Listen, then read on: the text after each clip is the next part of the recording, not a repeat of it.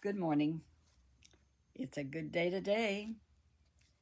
This is really fall out here. So I'm in a fall feeling this morning, and I put up my abstract painting that I did a few years ago, and I did a painting this morning, which I'll show you tomorrow. But anyway, I wanted to read you some of the words of Jesus in Matthew, the 7th chapter, and the verse starts 13th verse. Enter the narrow way, the narrow gate. For wide is the gate and broad is the way that leads to destruction, and there are many who go by it. Because narrow is the gate and difficult is the way which leads to life, and there are few who find it. You will know them by their fruits, is the next thing. Beware of false prophets. They're out there, people, who come to you in sheep's clothing, but inwardly they are ravening wolves. You will know them by their fruits. Do men gather grapes from thorn bushes or figs from thistles? Even so, every good tree bears good fruit, but a bad tree bears bad fruit. A good tree cannot bear bad fruit, nor can a bad tree bear good fruit.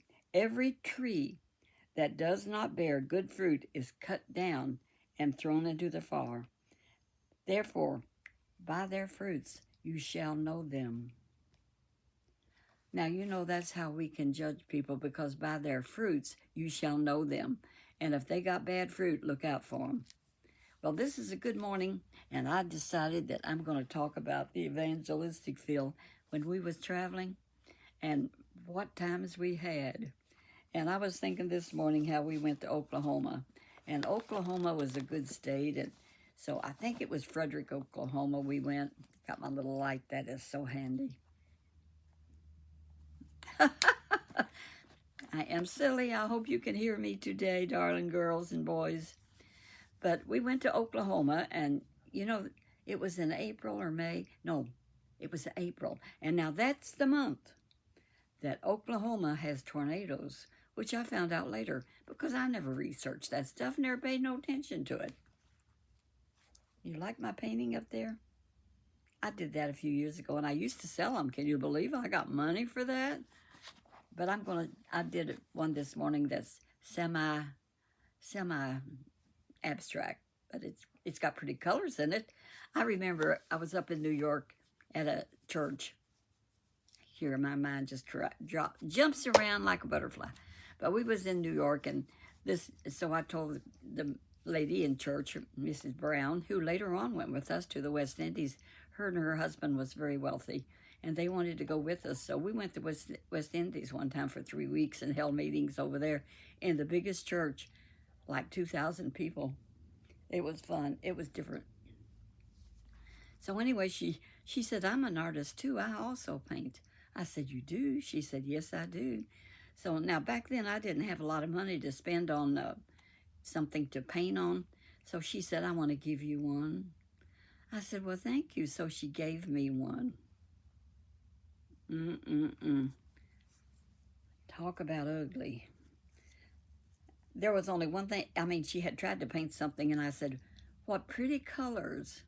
And it was pretty colors, and it was a canvas, pretty good sized. Well, after we went away, I hope she don't see this, and I'm sure she's older than us, that she's already went to heaven. She was a good woman. So anyway, I didn't have much canvas to paint on, so you know what I did? I cut it in two. It was a big one. I cut it in two and put two paintings on it. And I used it. I recycled that.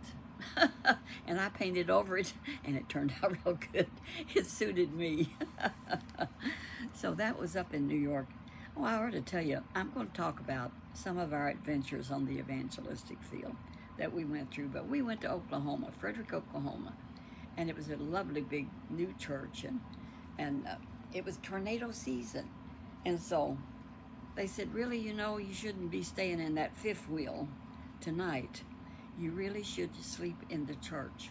And we have a mattress in the kitchen, and you can sleep there and be safe. I said, sounds good to me. Now, back then, I could get up and down easy. Today, I cannot get up and down easy. But thanks to turmeric, I'm doing great. Now I can. But I don't know if I could get up off a mattress or not. but that turmeric made a whole difference. Research what turmeric does for the body. And if you buy some, make sure it's got ginger and black pepper in it. So we spend the night in that church, and it's lovely. And we take our cat and our 2 little chihuahuas in with us, and they spend the night too. And they just, wherever we're at, they're happy. They're like these kittens I have now. Those 2 kittens we have now, mine, the one that chose me to be her mommy, I call her baby girl. She's a little princess. If we don't let her in to sleep with me, she scratches on that door, and she'll do it for 5 minutes. We've tried her. And then we get up and spray her with water. Well, you know what she does? She runs off and she comes right back, and then she's meowing. And you know what? She don't keep it very quiet. That cat can meow so loud. She's just a little old cat, but she can meow as loud as anything. So, you know, we finally said, just leave that door open. I can't stand to listen to her. So she sleeps with me every night. And her sister, the one that chose James, it wants to be wherever James is. When he goes to the bathroom to shave or do whatever, she's right there under his feet. And at night, instead of getting in bed with us, she sleeps right down the bed, beside the bed, on his side of the bed, on a rug, close to him, where he can reach down and pat her. Now, they do rule whatever they want to do. They win. I mean, I'm not strong against a cat meowing and scratching the door all night long. So she just comes in and sleeps with her mommy. She's a happy cat. Oh yeah, where was I? Oklahoma, with our cat and our little dogs. We always had Chihuahua dogs, and one of them got real old because, you know, we was on the evangelistic field 14 years, and Mimi passed away. We called her Mimi. She passed away when we was up in Appalachia, down in the mountains of Tennessee, and we went down in there because Buddy was from Tennessee, and them churches he was hicky just like they were. He talked like they talked. He liked the same kind of music and everything, so we could get bookings down there. So anyway, we had our animals in there in the church with us, and it was very nice and comfortable. And so the next morning we got up, and the next day, and so I was talking to one of the pastors or somebody, I don't know who, been too long ago, and I said, you know, this is really a beautiful church you have here. When did you build this church? It looks like it's new almost. He said, oh, well, you know, this is the new church. He said, we had a church. He said, but you know what happened? A tornado took it away, and we built a new church. Isn't it pretty? I just couldn't believe it. I thought, well, I'm certainly glad tornadoes don't hit in the same place twice, because it was tornadoes there all around us that last night. We slept there, but it didn't hit that new church, and we slept good. So that really happened. And then another time we was in Oklahoma, and we went. See, we was there on the evangelistic field 14 years before Buddy got esophageal cancer and stomach cancer and passed away in about 6 months. He was gone to heaven. And it was a tragedy to me. I thought my life was over. But we was headed to a church out there, and it was pouring down rain. I mean pouring down rain. And I said, honey, slow down. And about that time, we hit where you slide, and the truck jackknifed and demolished that fifth wheel. I mean, it was just all, it wasn't off the wheels or anything, just the whole front of it, end of it, it was gone. Well, we rescued our cat and our 2 little chihuahuas in that pouring down rain, and they're set in a cornfield, because Oklahoma is farmland, a lot of it. There sat our trailer and our truck hooked to it, mud everywhere. But do you know, our truck was not damaged. So I said, honey, we're still hooked up. I said, could we pull it out of there and pull it down somewhere and find some place to park? And you know, we did. We was not booked at the next Assembly of God church down the road, but they let us come in there and park. And we canceled the one where we was headed. We used their phone. I used their phone for everything. I said, they had a phone. I said, I will reimburse you if you'll let me use your phone. So they did. I called places that might have, we've got to find another 35-foot fifth wheel. So, well, how do you do when you're out in Oklahoma and you don't know where you're going to, what do you do next? With the help of the Lord, I got on that phone, started calling around to trailer places, and I found one that had a 35-foot fifth wheel for sale, and we did have insurance. So we had about $7,500 that we could replace that one, and we found one over in Ada, Oklahoma. Our truck, we could pull a fifth wheel, so it's easy enough to go get it. So we went over there and looked at it, and we liked it, and we bought it. And it took a long time to move that out, but people helped us, and we moved all of our stuff out. You'd be surprised how much stuff you can get on a 35-foot fifth wheel. Lots. Which reminds me, when I say lots, let me tell you this little story. When Kathy and Karen was in college, they met these guys, and they run with the Christian group, but this young man was going to go into ministry. So Kathy brought him home to spend the weekend with us, and we went to New Salisbury, Indiana. There was a log cabin church down there that this old preacher had been there for years. Him and his wife, they had a parsonage, and it really belonged to them. And it was a log cabin church. And so we went down there, and we made arrangements to let this young man preach down there. So we went, and he was preaching up a storm, this young college kid.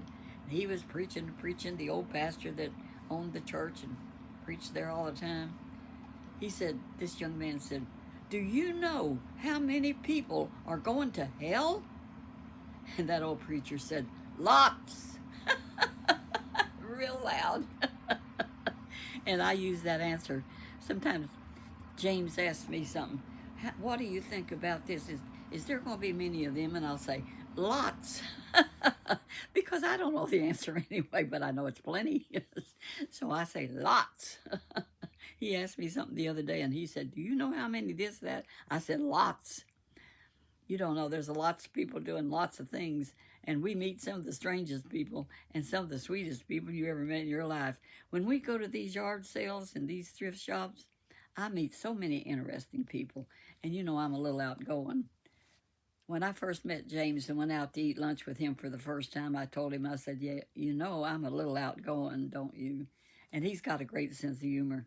I thought he was going to fall off his chair laughing, because I am. And you know what I did when I first started dating him? Now, this was later, because we got acquainted later, more so.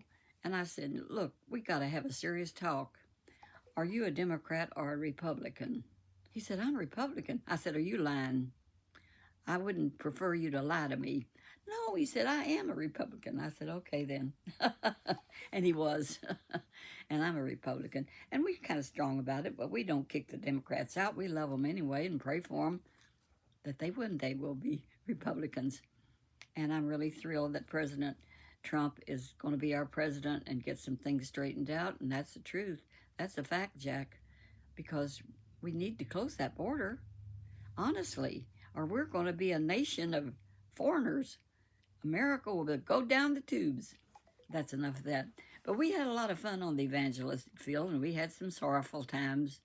And I'll never forget one time we went out in, I think it was Iowa, and we had to stay in a motel. Now, if there's something that ain't fun, it's staying in a motel when you're in a revival that goes over for the second week. What do you do in a motel all day long? I mean, baloney maroni. So we spent a lot of time going here, there, and yonder. There was a mall. Iowa don't have many big towns, and this was a small town where this church was, because we went to small churches, middle-sized churches, and not many big ones. We was just small time.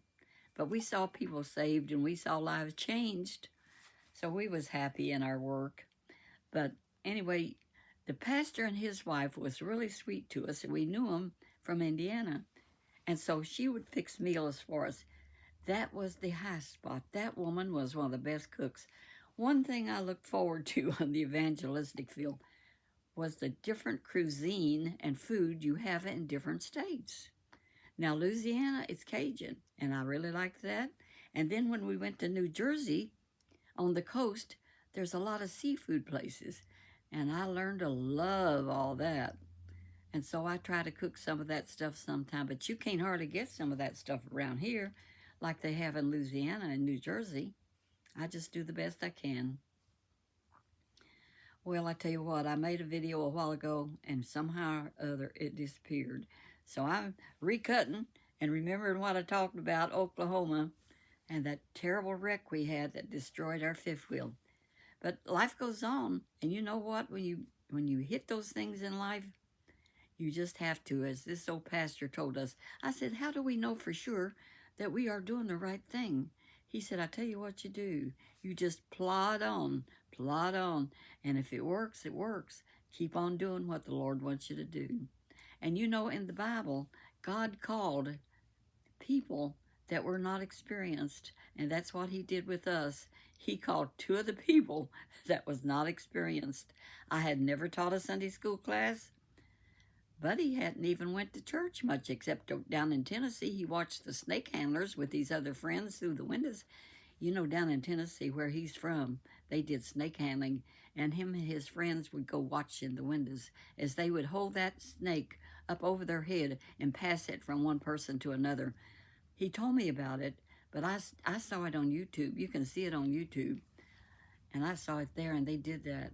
And so when Buddy married me, he thought, being we were Pentecostal, because they say they're Pentecostal in Tennessee, he thought maybe we handled snakes here in Indiana. He was young.